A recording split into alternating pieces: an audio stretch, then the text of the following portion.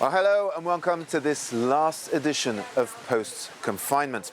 Finally, I can sit here with Maïssa and Karim, my Arabic and French-speaking counterparts, and sip a delicious coffee at a Parisian terrace. The taste of freedom.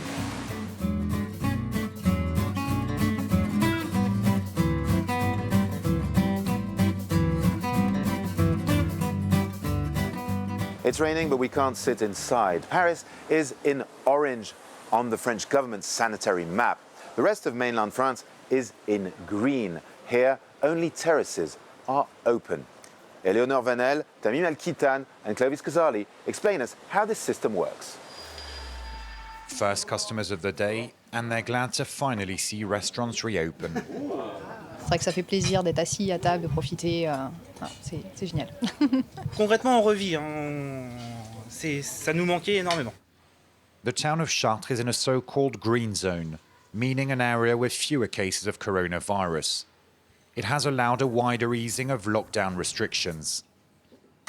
Here, customers can eat inside or outside, but tables must be at least 1 meter apart. Pouvoir réouvrir au jour d'aujourd'hui, ah oui, c'est un air frais. De pouvoir refaire fonctionner mon entreprise. It's also a relief to hear the phone ring again. Ça repart tout doucement, oui, tout à fait. C'était pour une réservation pour 3 personnes. Et en terrasse, du coup, s'il fait beau. In Paris, restaurants and cafes are more than ever hoping for nice weather, as they are only able to welcome customers in outdoor spaces.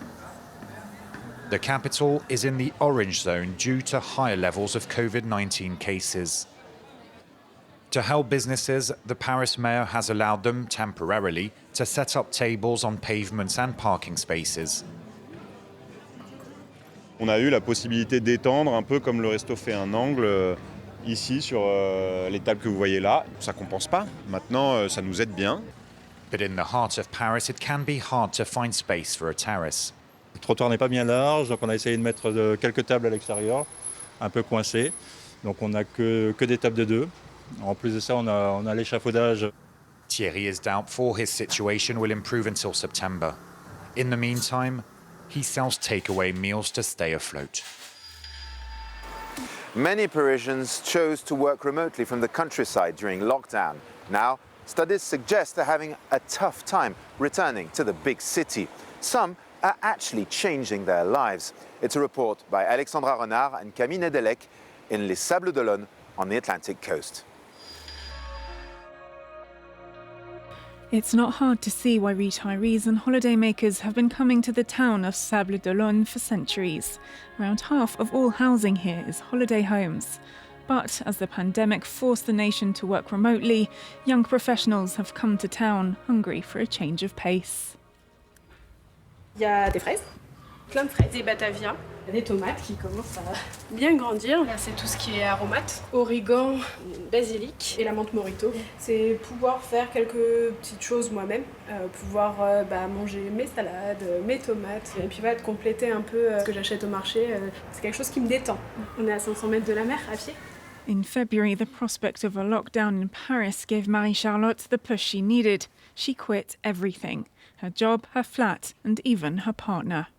J'étais chef de projet dans l'informatique, dans la dématérialisation fiscale. J'habitais en Seine-et-Marne et en fait je travaillais à Boulogne-Billancourt, donc exactement à l'opposé de Paris. On s'est retrouvés avec plutôt 4 heures que 3 heures de transport et ça prend un pas énorme sur la vie perso. J'ai un peu accepté, subi, c'était mon premier emploi, en tout cas mon premier CDI. She parted ways from her employer amicably, allowing her to claim unemployment benefit, and her ex took on the lease of the flat.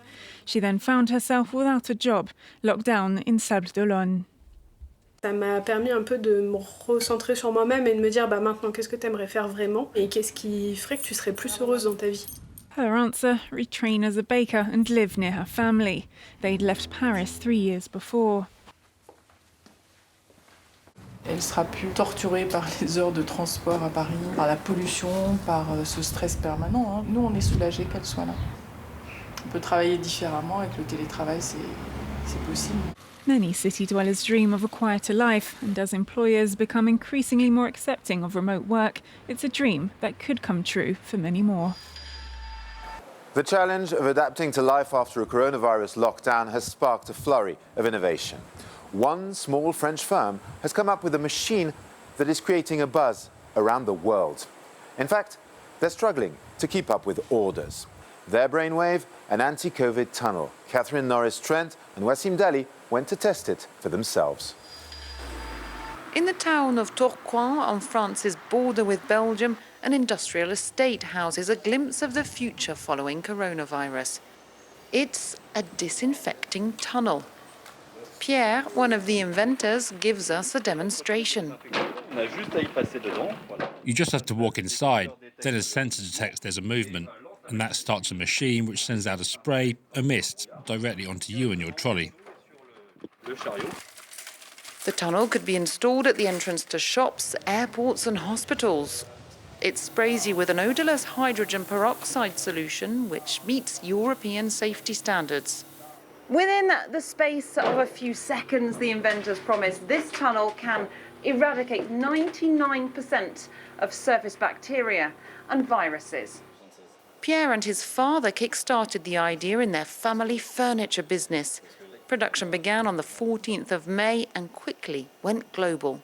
We're selling them all over the world, everywhere. We've sold some in Canada, the US, Russia, in the Gulf, of course in France and Europe too, everywhere. In fact, they're struggling to keep up with demand. We have to produce at least 20 a week. Unfortunately, there are just not enough of us at the moment, only 15. We're looking to recruit 20 more people so we can increase production. Even with ambitions to expand, Pierre tells us he had to turn down a recent order from Turkey for 17,000 anti-COVID tunnels.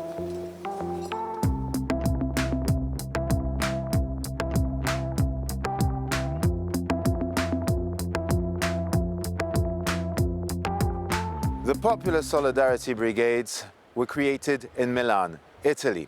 A group of far-left militants and undocumented immigrants decided to take up the idea here in France, started giving out masks, gel and food along with their radical political ideas on the streets here in Paris. Hélène Goutani and Nadia Massi went to meet them. Here is their report. 7 a.m. in the Parisian suburb of Saint-Denis. A distribution of 400 masks and hand sanitizer at the entrance to the train station by activists from the far left. Their name, the Popular Solidarity Brigade. Vous avez jamais entendu parler? Non. On ne travaille pas avec l'État ni rien et notre but c'est face au coronavirus, organiser la solidarité populaire. This is activism with an agenda.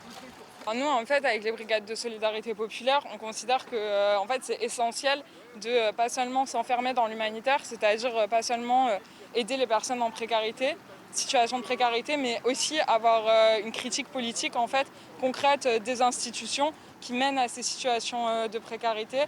The brigades don't have a factory. Instead, members manufacture hand sanitizer in their homes, a cottage industry funded through online donations. And the products themselves are gratefully received.